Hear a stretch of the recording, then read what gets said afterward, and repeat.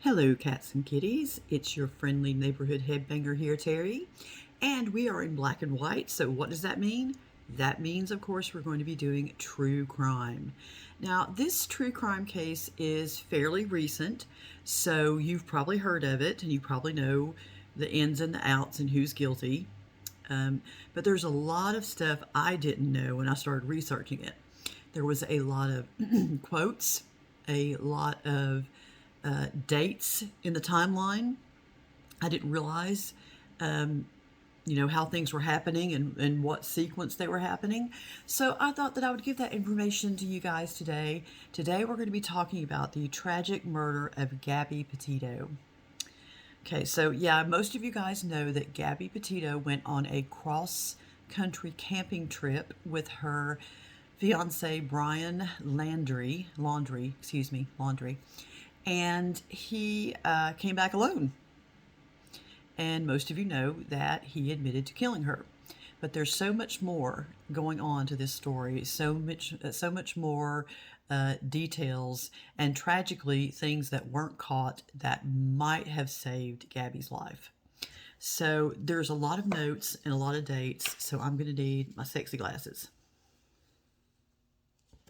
Okay, here we go. First of all, let's learn a little bit more about Gabby. Gabby Petito was born Gabriella Verona Petito. You can't get much more Italian than that. But that was her name. And she was born on March 19th, 1991 in Blue Point, New York. And Blue Point was a hamlet outside of Brookhaven on Long Island. So she was born on Long Island. She was the eldest of 6 siblings.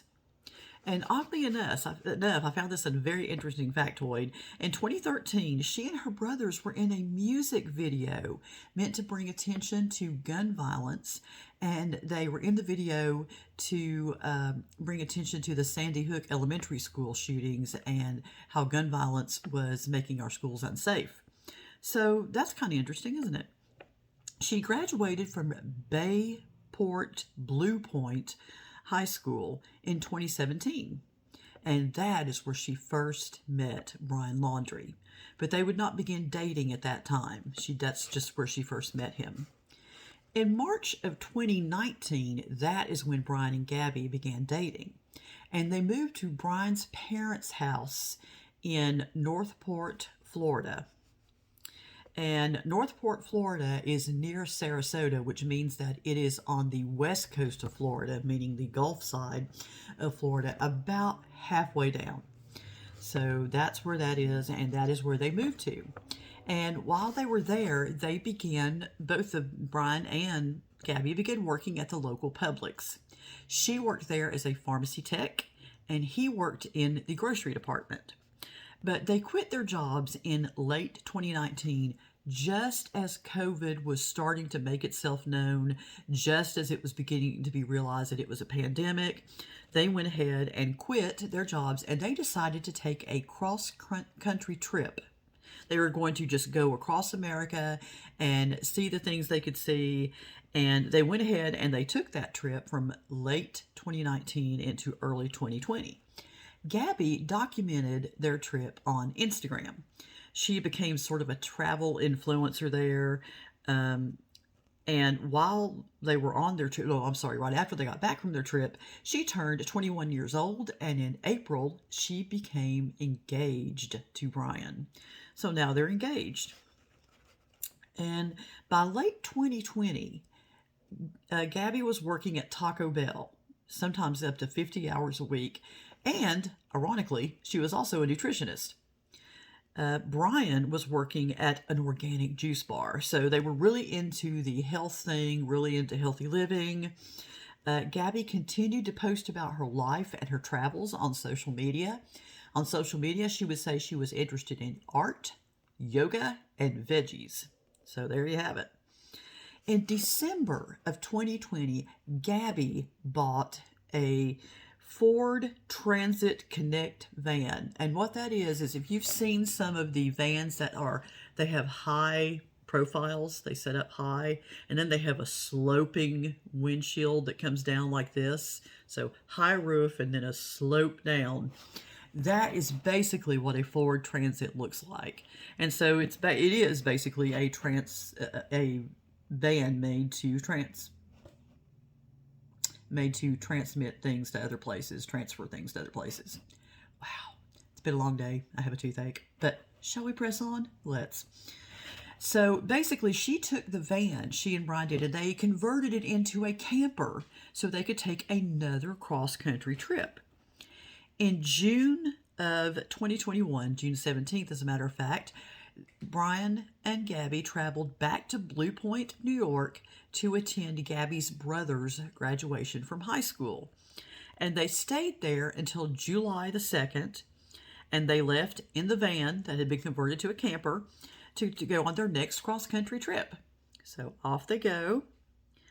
Now, she is documenting this the whole way as they go, and they're visiting lots of national parks and she's getting lots of good travel blog footage, and things from a social media standpoint seem to be going very well if you're watching her on social media.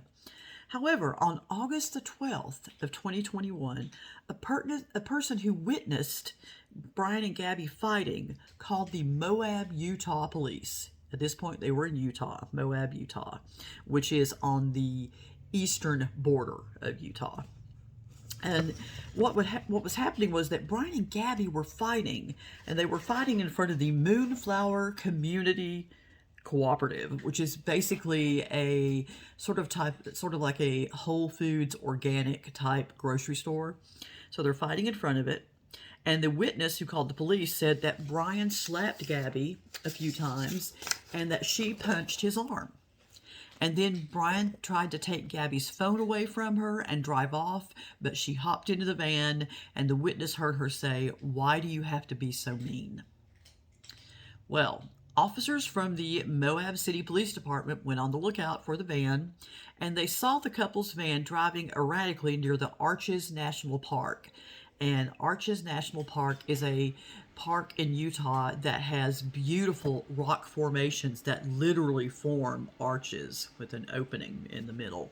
So, cool place. The pictures looked really cool. I have not been there, but I wouldn't mind going. It looked really interesting. So anyway, they find the van near Arches National Park, and they pull the van over. When they do so, they find Gabby in the front seat sobbing uncontrollably. And they begin to try to talk to her, and her following statement was captured on body camera. So this is her talking. "Yeah, I don't know if some days I have really bad OCD. I was just cleaning and straightening up I was apologizing to him and saying, I'm sorry that I'm so mean, because sometimes I can get really frustrated. Not like mean towards him. My vibe is I'm in a bad mood. I had so much work I was doing on my computer this morning, and I just quit my job to travel across the country, and I'm trying to start a blog. I have a blog, so I've been building my website. I've been really stressed, and he doesn't believe that I could do any of it. So we've just been fighting all morning, and he wouldn't let me in the car before." Now, Gabby downplayed the physical part of the fight that they had in front of Moonflower. But the cops saw marks on her arms and her face and told her to, quote, "just be honest." Gabby said Brian kept telling her to shut up and grabbed her face, which caused the injury. Now, this is Brian's explanation to the officer, also on body cam, and this is a quote. Brian said, "I said, let's just take a breather and not go anywhere and just calm down for a minute. She was getting worked up, and then she had her phone and was trying to get the keys from me.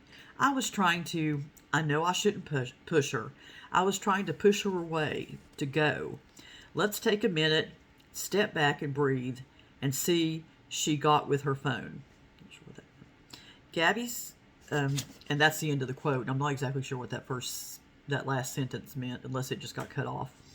Okay, Gabby said to the officers that she hit Brian first, and she asked the police not to separate them.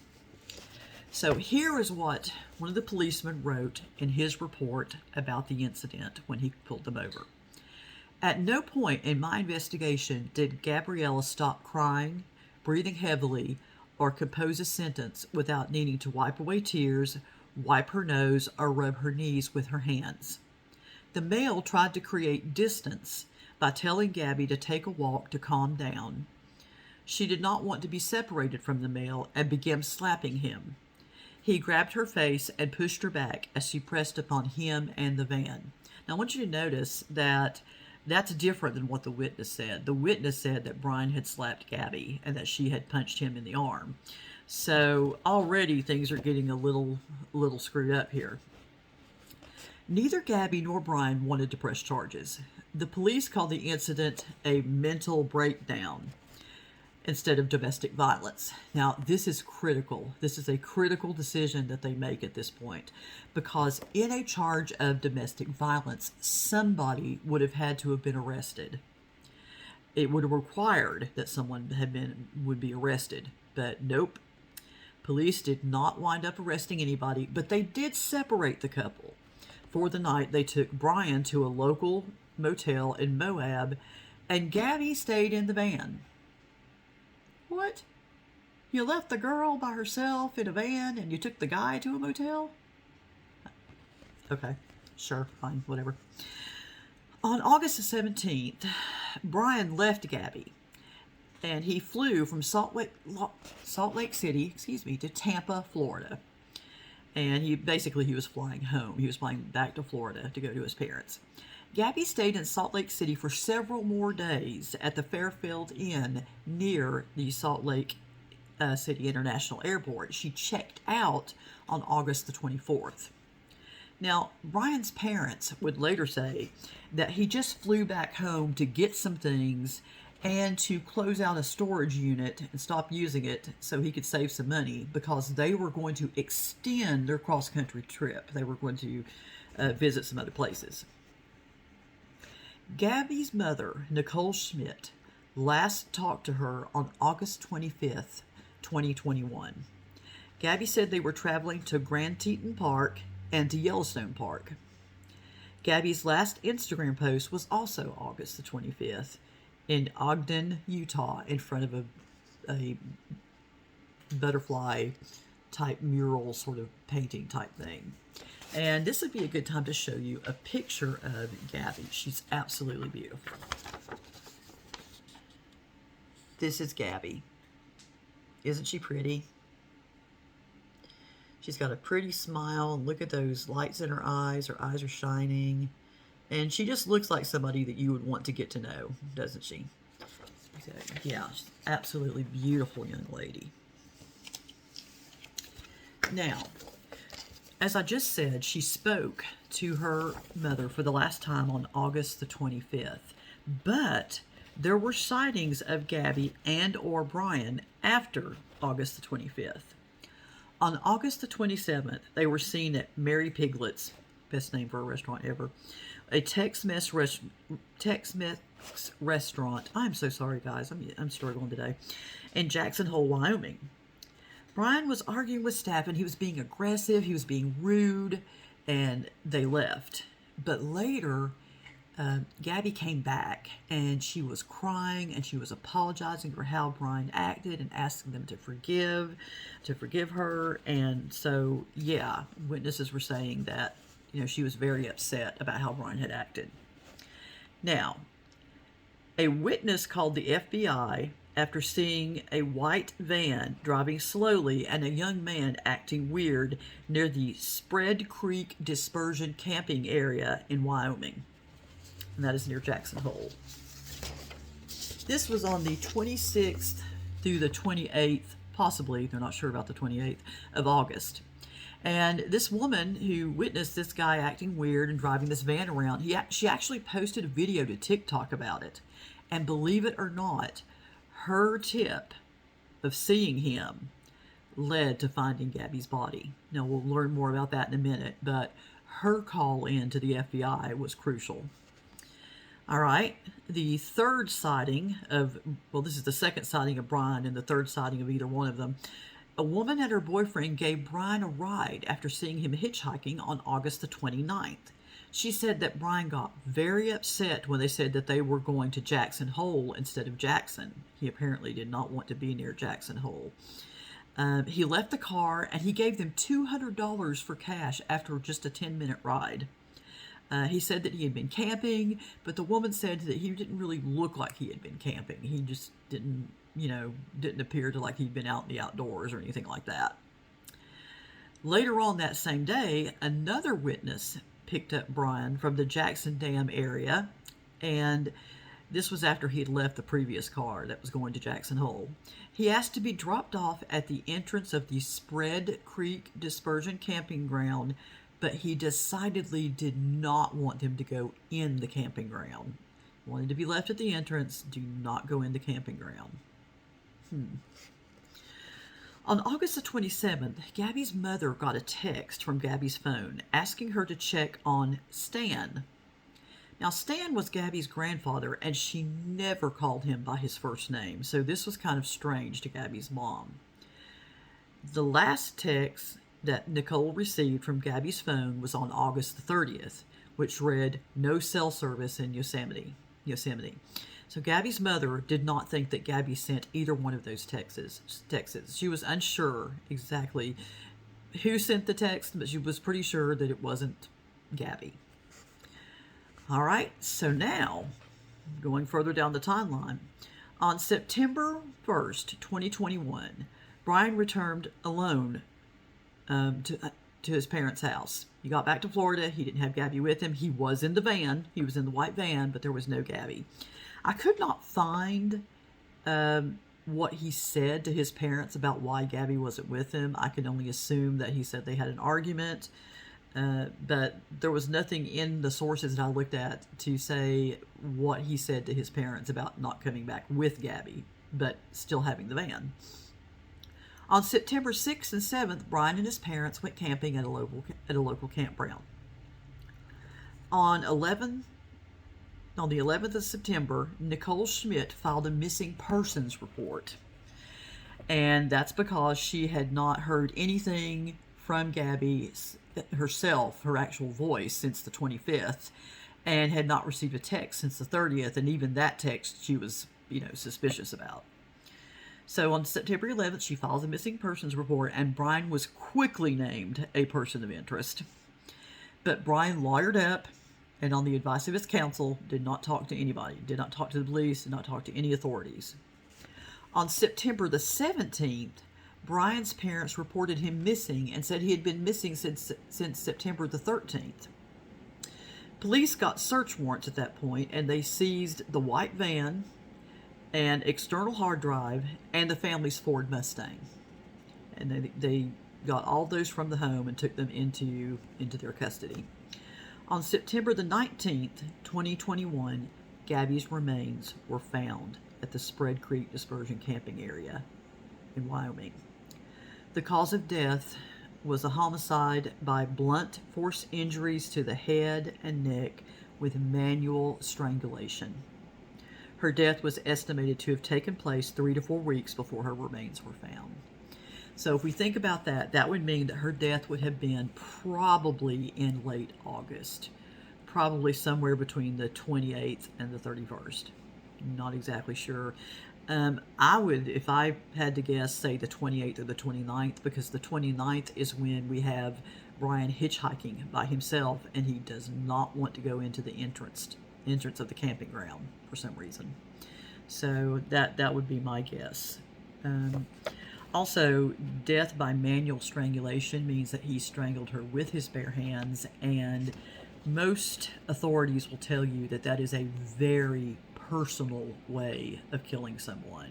It means you have to use your hands, you have to touch them, and it is a very personal and usually angry way of getting rid of someone. So obviously he had some personal feelings going on there. All right. On September the 23rd, the U.S. District Court for the District of Wyoming issues an arrest warrant for Brian for the unauthorized use of Gabby's debit card. He had taken her debit card and gotten over $1,000 off of her account between August the 30th and September the 1st. So that's the reason they were going to use to bring him in. The FBI got a search warrant for the DNA material from Brian's parents' home, so they're just wanting any DNA of his that they might find there, because unlike the last true crime we did, which took place in 1991, DNA has come a lot farther by this time, much farther along, and so DNA could be a huge help at this point. So they got a search warrant to get DNA material from his parents' home. Meanwhile, Brian's sister went on ABC News and urged him to turn himself in. You know, it just seems like things are closing in. He probably would want to do that. Brian's father joins a search for him at the T. Mabry Carlton Reserve near Sarasota.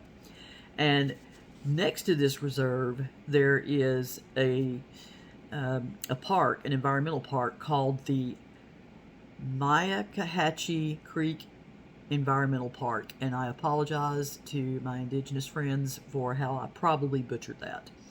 But I believe it's Myakkahatchee Creek Environmental Park. And while searching that area, they did find Brian's remains, which were identified through dental records, because there had been a flood in that area. And they needed dental records to be able to identify him. This area, believe it or not, was about 5 miles away from Brian's parents' house. The cause of death was a self-inflicted gunshot wound. So he had killed himself with a gun.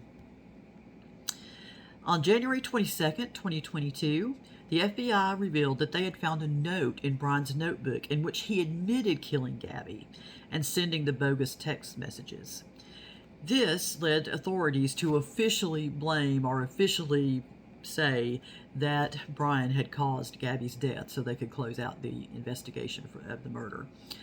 Brian's admission that said that Gabby had fallen and injured herself, and his killing of her was an act of mercy. So this is an actual quote from the note. "I ended her life. I thought it was merciful. That is what she wanted. But now I see all the mistakes I made. I'm ending my life not because of fear of punishment, but rather because I can't stand to live another day without her." So experts highly doubt this version of events. They don't think she fell. They don't think she was critically injured in a fall. That does not fit in with all the other things that they found. It doesn't fit in with the blunt force trauma on her head and neck. It doesn't fit in with the type of killing, the manual strangulation. That's not a mercy killing. That is a horrible, suffocating way to die. So, yeah, no. In the wake of how police treated the Moab, Utah incident, that is when they pulled the car over and talked to both Gabby and Brian about the fight they had had, Gabby's parents are suing the Moab Police Department for $50 million, claiming that they did not treat the incident as the domestic violence case that it was, and that if they had, and somebody had been taken in, probably Brian, if he had been arrested and taken in, that maybe Gabby would be alive today. They are also suing Brian's parents for wrongful death, and I have seen some places, some of my sources said for $30,000, and some of them didn't list a money amount at all, so I don't know if the $30,000 is correct. Well, this is certainly a tragic case, and one that maybe could have been prevented, I don't know, but there were a few good things that came out of it in the end. The Gabby Petito Foundation was established in 2022, and it partnered with the Domestic Abuse Hotline to encourage and help others leave abusive and toxic relationships. $100,000 was donated by the foundation to the abuse hotline in order to focus on reducing wait times and also expanding the hotline's Hope Can't Wait initiative. So, sooner responses to people who are in trouble, quicker responses so they can get help. This case really brought home to me how important it is that we realize when people are in a domestic abuse situation. I don't know if the officers just weren't trained to hear it or understand it, but there was a lot going on in what Gabby said to the police officer and what Brian said to the police officer that just screamed abusive situation. He put pretty much all the blame on her. She deflected blame from him. She said, "Oh, I've been so stressed, and we've been arguing. I've been trying to do this. I hit him first, and just stuff that clearly wasn't true from the witness report." And of course, then you've got Brian saying, "I know I shouldn't push her, but I was just trying to get her way, just trying to make it sound like she was the crazy one, trying to gaslight her in front of the police." So if you had any sort of training in listening to abusers or victims of abuse, there were a ton of red flags in that conversation. And it's too bad that the Moab police didn't see it for what it was and didn't take action about it.